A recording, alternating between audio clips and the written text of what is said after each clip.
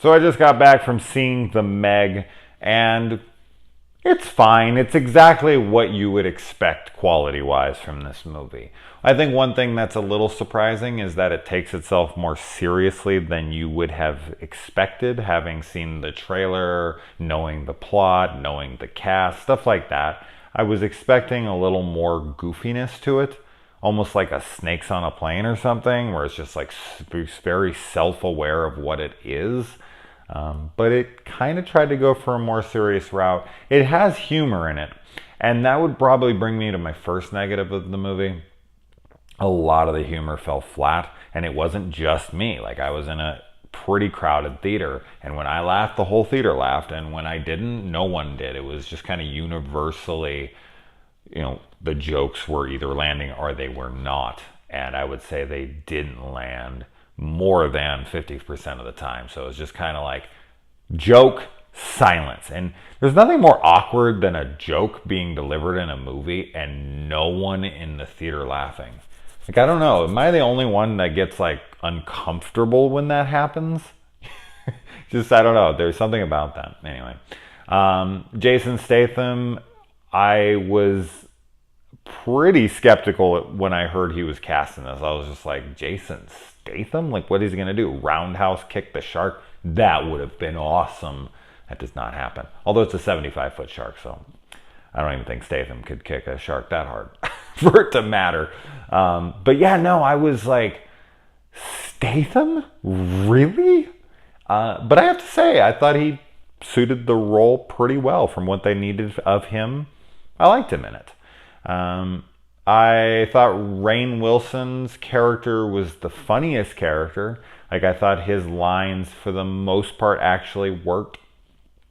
The lead actress here in this, there is kind of a language barrier issue for me, where she doesn't speak English very well, and that stilts her performance, just for my personal preference, because it's hard to convey emotion in something that isn't your native language. Very few people can do it very well, and hers is very rough. And I'm not saying she's a bad actress. I'm saying that because she is trying really hard to nail her English lines, she's not able to focus so much on the dramatic elements. Now, another thing too is, like, this film is extremely predictable when it comes to characters living or dying. Everyone I thought was going to die, died. Everyone I thought was going to live, lived. That was frustrating. There's romance in this just for romance sake, because it's like ticking a box. Like, oh, and movies have romance, so let's throw that in.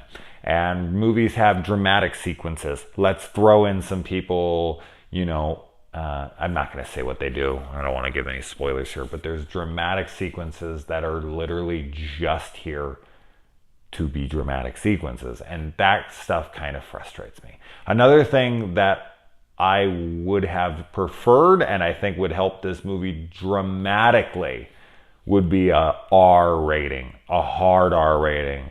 There's not enough carnage in this movie. I want to go, if I go to see a shark movie like this, a Megalodon movie with Jason Statham, I want to see that shark wreck house or ocean.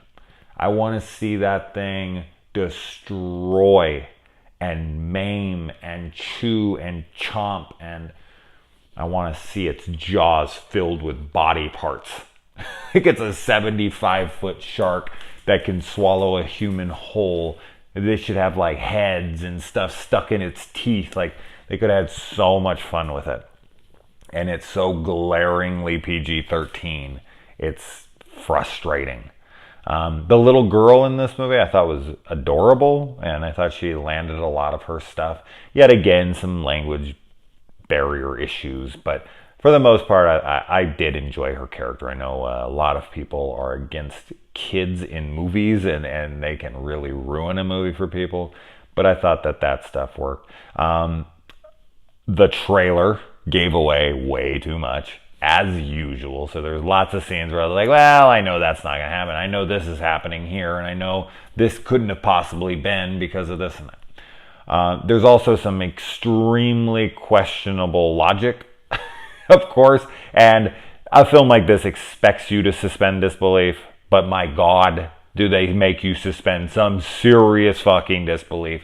I could sit down. In fact, went to this with a couple friends, and after I pointed out a ton of things that are just absurdly unbelievable. And some of them they noticed, and the other ones they were like, oh, I didn't even notice that. Holy shit, that is stupid. And I'm like, yeah. So, but overall, I said like nothing good about the movie. Wow. That's not true. I think I said something good. I thought the shark looked really cool. I thought that I never really felt like I was watching a CGI shark, even though I'm well aware I did. I thought that was done extremely well. There's some fun action sequences, and the more serious tone actually worked better than I would have expected initially if you told me this was taking itself more seriously. But as I said, there's also added dramatic sequences in addition to the film being more serious that I just didn't feel was necessary. The romance was fairly unnecessary. I just would have preferred more shark carnage. Like, that's what we're going to these films for, right? So, yeah. No Statham roundhouse kicking sharks. Bummer. But yeah, not one I'd rush to, but also one you check out. I think that everyone has their expectations in check. And as long as you know what you're getting yourself into, I think you'll probably have a fine time. Like, you'll be like, oh, it was a good time. Like, I'm glad I went to it, but I wouldn't rush to it. All right.